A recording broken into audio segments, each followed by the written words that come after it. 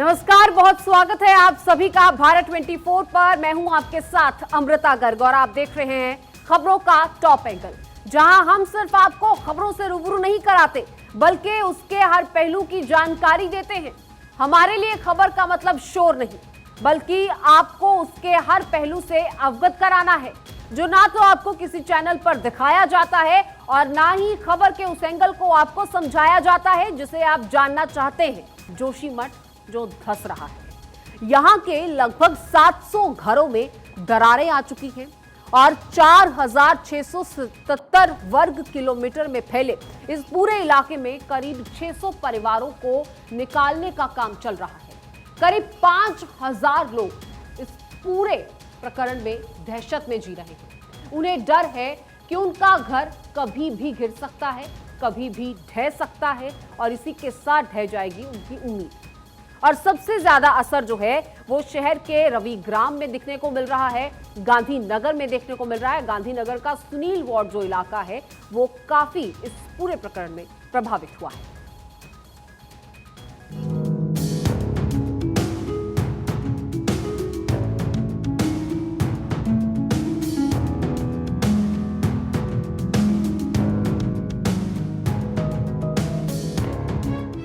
पहाड़ पर तबाही की दरार, जोशीमठ में हाहाकार।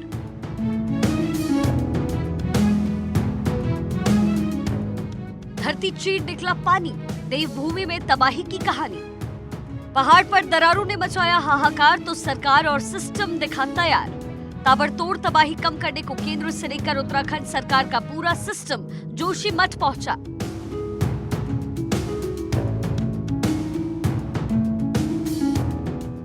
शनिवार को खुद मुख्यमंत्री पुष्कर सिंह धामी जोशीमठ पहुंचे और प्रभावित इलाकों में जाकर पीड़ितों से मुलाकात की। देखिए, अभी क्योंकि यहाँ पर जो पानी का अंदर रिसाव हुआ है उसके कारण से दरारें आई हैं और काफ़ी सारे घर उसकी जद में आए हैं। हमारा प्रयास सबसे पहले तो यही है कि सभी को सुरक्षित किया जाए, सबकी जान माल की सुरक्षा की जाए और जो जरूरी जो इंतजाम है वो करने के लिए हम लोग सभी प्रकार की तैयारी कर रहे हैं। सीएम धामी ने विस्थापित परिवारों को 6 महीने तक मकान किराए के लिए 4000 रुपए प्रति देने का ऐलान किया। इससे पहले शुक्रवार को भी मुख्यमंत्री धामी ने इसी मसले पर वैज्ञानिकों से लेकर एक्सपर्ट्स के साथ बातचीत की ताकि समस्या का समाधान जल्द निकाला जा सके।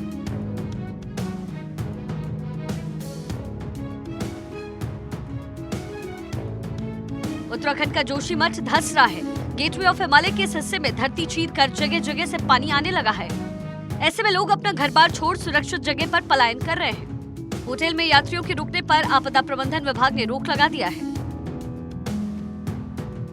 एक पर्टिकुलर एरिया है, उसकी जो वैज्ञानिक हैं वो भी इसकी स्टडी कर रहे हैं कि वो किस कारण से हो रहा है।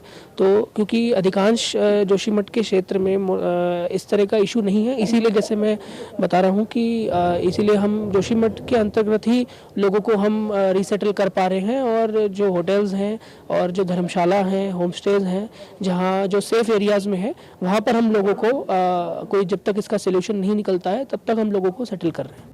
जोशीमठ में घर, मकान, दुकान और सड़कों पर दरारें लगातार बढ़ती जा रही है। यहाँ कभी भी कहीं भी किसी भी जगह पर नई दरारें उभर रही हैं और ये दरारें छोटी नहीं हैं, ये दरारें डराने वाली हैं। सांस्कृतिक आध्यात्मिक नगरी जोशीमठ पर संकट के बादल हैं। जोशीमठ के लोग हैरान हैं, परेशान हैं, भावुक हैं क्योंकि उनके आशियाने पर संकट है। उत्तराखंड सीएम धामी जब लोगों से मिले तो लोग भावुक हो उठे, परेशानियां बताई। सीएम ने आश्वासन दिया उनके हर मर्ज का इलाज किया जाएगा, उनके दर्द को समझा जाएगा, उनको कोई परेशानी नहीं होने दी जाएगी। साफ तौर पर है कि सरकार के सामने अब चुनौती है कि लोगों के आशियाने को कैसे बचाएं। जोशीमठ में जमीन खिसकने से ज्योतिर्मठ परिसर के बाद शंकराचार्य माधवाश्रम मंदिर के शिवलिंग में दरारें आ गई। परिसर के भवनों लक्ष्मी नारायण मंदिर के आसपास बड़ी बड़ी दरारें पड़ गई हैं। मठ के प्रवेश द्वार लक्ष्मी नारायण मंदिर और सभागार में दरारें आ गई। इसी परिसर में टोटकाचार्य गुफा, त्रिपुर सुंदरी राजेश्वरी मंदिर और ज्योतिष पीठ के शंकराचार्य की गद्दी स्थल है। केवल गाँव के मकान नहीं, हमारा मठ भी जगह जगह से वहाँ पर पहले क्रैक आए थे और अब तो बहुत बड़ी, माने हाथ पूरा चला जाए इतनी बड़ी बड़ी संधियां वहां पर हो चुकी हैं। हमारे मठ के मुख्य द्वार के सामने की जो सड़क है वो बीच से आधी फट चुकी है, जिसमें पूरा पैर व्यक्ति का चला जा रहा है और वो गैप जो अंतराल है उसका वो बढ़ता ही जा रहा है दिनों दिन। तो कई तरह से ये चिंता का विषय है।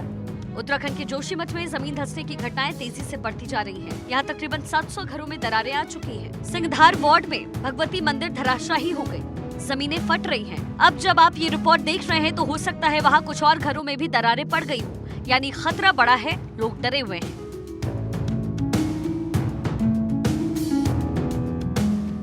लोगों को नहीं पता कि कब जोशीमठ में किसके घर में कितनी खतरनाक दरारें उभर जाएंगी। डरने वाली बात ये भी है कि ये मकान कभी भी ढह सकते हैं, क्योंकि यहाँ मकानों के नीचे की मिट्टी लगातार धंस रही है और इसी वजह से अब तक 100 के करीब परिवार अपने घरों से दूसरी जगह जा चुके हैं। जमीनें फट रही है, हालात ऐसे बनते जा रहे हैं, घर के घर कभी भी भरभरा कर गिर सकते हैं। जोशीमठ के लोग बुरी तरीके से सहमे हुए हैं। जोशीमठ में ही एनटीपीसी पावर प्रोजेक्ट के टनल में निर्माण कार्य चल रहा है, जिसे अब रोक दिया गया। वहीं अब ये मामला शनिवार तक सुप्रीम कोर्ट तक पहुँच गया। जोशीमठ में हो रहे भू धसाव को देखते हुए जिला प्रशासन ने हेलंग बाईपास के निर्माण का काम एनटीपीसी तपोवन विष्णुघाट जल विद्युत परियोजना में निर्माण कार्य एवं नगरपालिका क्षेत्र के अंतर्गत निर्माण कार्यों पर तत्काल प्रभाव से रोक लगा दी। इसके साथ ही प्रशासन द्वारा जोशीमठ ओली रोपवे का संचालन भी अग्रिम आदेश तक रोक दिया गया। जोशीमठ नगर में भू धसाव की बढ़ती समस्या को देखते हुए गढ़वाल आयुक्त सुशील कुमार ने जोशीमठ में एनडीआरएफ दल की तैनाती के निर्देश दिए। कल जोशीमठ में हम लोग आए हैं, मेरे साथ सचिव आपदा प्रबंधन और उसके साथ विशेषज्ञों की एक टीम भी आई है, जो हम लोग यहाँ जो स्थिति है उसका निरीक्षण और उसके साथ ही क्या तत्कालिक उपाय करने चाहिए उस पर कार्रवाई कर रहे हैं। कल स्थल निरीक्षण भी किया, आज भी हम लोग स्थल निरीक्षण करेंगे कई क्षेत्रों का। जोशीमठ उत्तराखंड में ऋषिकेश बद्रीनाथ राष्ट्रीय राजमार्ग NH7 पर स्थित एक पहाड़ी शहर है। ये शहर पर्यटन की दृष्टि में महत्वपूर्ण है। यहाँ बद्रीनाथ, औली, फूलों की घाटी और हेमकुंड साहिब जाने वाले लोग रात में विश्राम करते हैं। जोशीमठ भारतीय सशस्त्र बलों के लिए भी बेहद महत्व रखते हैं। ये सेना की सबसे महत्वपूर्ण छावनी में से एक है। Bureau report, Bharat 24। और आइए अब जरा इस खबर के टॉप एंगल को समझ लेते हैं। जोशीमठ शहर में जमीन खिसकने की चेतावनी 47 साल पहले ही दे दी गई थी। सन 1975 में गढ़वाल कमिश्नर मुकेश मिश्रा ने एक आयोग बनाया था और इसे मिश्रा आयोग कहा गया। 1976 में मिश्रा आयोग ने जोशीमठ की जड़ से छेड़खानी को खतरा बताया था और इस आयोग ने जोशीमठ का सर्वेक्षण कराया था। सर्वे की रिपोर्ट में जोशीमठ को मोरेन पर बसा बताया गया था। मोरेन मतलब ग्लेशियर के साथ बहकर आई हुई मिट्टी, जो अति संवेदनशील माना गया। अब जोशीमठ एक रेतीली चट्टान पर स्थित है, तो जोशीमठ की तलहटी में कोई भी बड़ा काम नहीं किया जा सकता था। ब्लास्ट, खनन, सभी बातों का इस रिपोर्ट में बाकायदा जिक्र था और रिपोर्ट में जोशीमठ के नीचे की जड़ से जुड़ी चट्टानों, पत्थरों को बिल्कुल भी न छेड़ने के लिए कहा गया। लेकिन आयोग की इस रिपोर्ट को लागू नहीं किया गया और उल्टा रिपोर्ट में दी गई चेतावनी की अनदेखी कर निर्माण का काम यहां लगातार चलता रहा। एनटीपीसी की 520 मेगावाट की परियोजना पर काम चल रहा है। हेलंग मारवाड़ी बाईपास का निर्माण चल रहा है।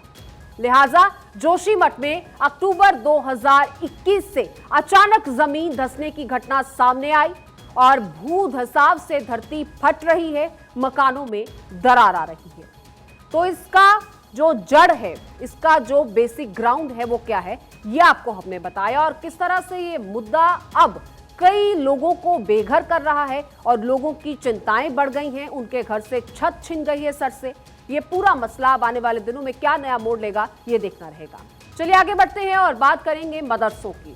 मदरसों में हिंदू और अन्य गैर मुस्लिम छात्र अब आगे की पढ़ाई जारी नहीं रख पाएंगे। जी हाँ, राष्ट्रीय बाल अधिकार संरक्षण आयोग ने ये दिशा निर्देश जारी किए हैं, जिसमें देश भर के अनुदान प्राप्त और मान्यता प्राप्त मदरसों में पढ़ने वाले गैर मुस्लिम छात्र और छात्राओं की पहचान कर रिकॉर्ड तैयार करने को कहा गया है और साथ ही इन बच्चों को मदरसों से निकालकर शिक्षा के अधिकार कानून यानी RTE के तहत सामान्य शिक्षण संस्थानों में दाखिला दिलाने की बात तक कह दी गई है।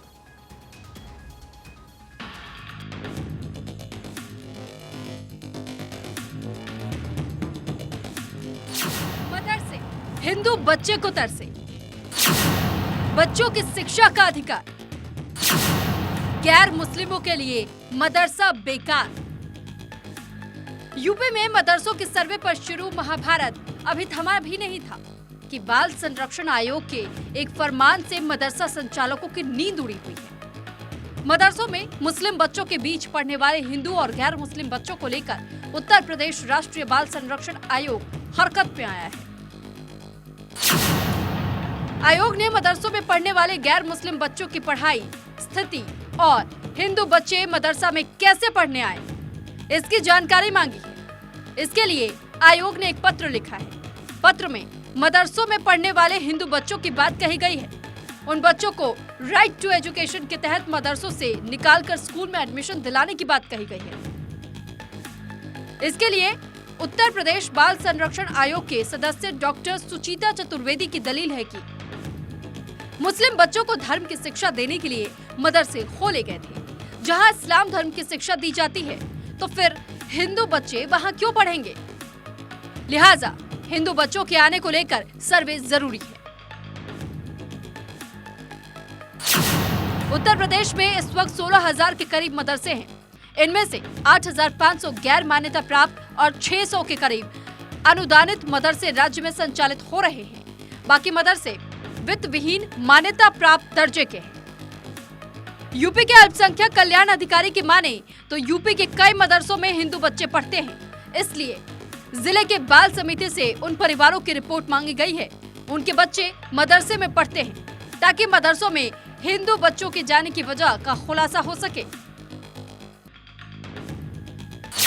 दरअसल ये पूरा मामला तब उठा जब पिछले महीने राष्ट्रीय बाल अधिकार संरक्षण आयोग ने सभी राज्यों और केंद्र शासित प्रदेश मुख्य सचिवों को पत्र लिखकर ये जानकारी मांगी कि मदरसों में गैर मुस्लिम बच्चों का सर्वे कर रिपोर्ट सौंपी जाए। पत्र में साफ कहा गया कि मदरसों में बड़े पैमाने पर गैर मुस्लिम बच्चों को सिर्फ धर्म की शिक्षा दी जा रही है। ऐसे बच्चों की सर्वे रिपोर्ट मांगी गई है। मदरसों में पढ़ने वाले गैर मुस्लिम बच्चों को राइट टू एजुकेशन के तहत दूसरे स्कूलों में एडमिशन कराने के लिए कहा गया है। राष्ट्रीय बाल अधिकार संरक्षण आयोग ने इसके लिए 30 दिन की समय सीमा सभी राज्यों को दी है, जो 8 जनवरी को खत्म हो रही है। ऐसे में राष्ट्रीय बाल अधिकार संरक्षण आयोग के इस पत्र पर सबसे पहले यूपी बाल अधिकार संरक्षण आयोग हरकत में आया है और अब मदरसों से गैर मुस्लिम बच्चों को निकालने को कहा गया है। ऐसे में इस आदेश पर अब मौलवी मौलानाओं की प्रतिक्रियाएं देखने वाली होगी। Bureau report, Bharat 24। और अब जरा इस खबर के टॉप एंगल को भी समझ लेते हैं। दरअसल यूपी की योगी सरकार ने मदरसों के आधुनिकीकरण के लिए पिछले साल मदरसों का सर्वे कराया था, जिसमें यह पता चला कि कई मदरसों में हिंदू बच्चों को भी इस्लाम की शिक्षा दी जाती है। और इस बीच राष्ट्रीय बाल संरक्षण आयोग ने इस मामले को संज्ञान में लेकर सभी राज्यों और केंद्र शासित प्रदेशों को इस बाबत सर्वे कराने के निर्देश दे दिए। और इस निर्देश को यूपी में बाल संरक्षण आयोग ने संवेदनशीलता से लिया और तुरंत इसकी एक विस्तृत रिपोर्ट मांग ली। और साथ ही राष्ट्रीय बाल संरक्षण आयोग के निर्देश को मानते हुए तुरंत गैर इस्लामिक बच्चों को शिक्षा के अधिकार के तहत नॉर्मल स्कूल्स में दाखिला कराने के निर्देश दे दिए। अब क्योंकि मदरसों में जो शिक्षा दी जा रही है वो इस्लामिक शिक्षा है, मदरसों में जो शिक्षक हैं वो अपने मदरसे से ही पढ़े हुए हैं। मदरसे से पढ़ने के बाद उनके पास अरबी, उर्दू, फारसी की ही शिक्षा है और मदरसों में पढ़ने वाले शिक्षक किसी दूसरे विषय के विशेषज्ञ नहीं हो सकते। तो एक बड़ा कारण बताया जा रहा है कि क्यों बच्चों को मदरसों से हटाकर नॉर्मल स्कूल्स में पढ़ने को कहा जा रहा है।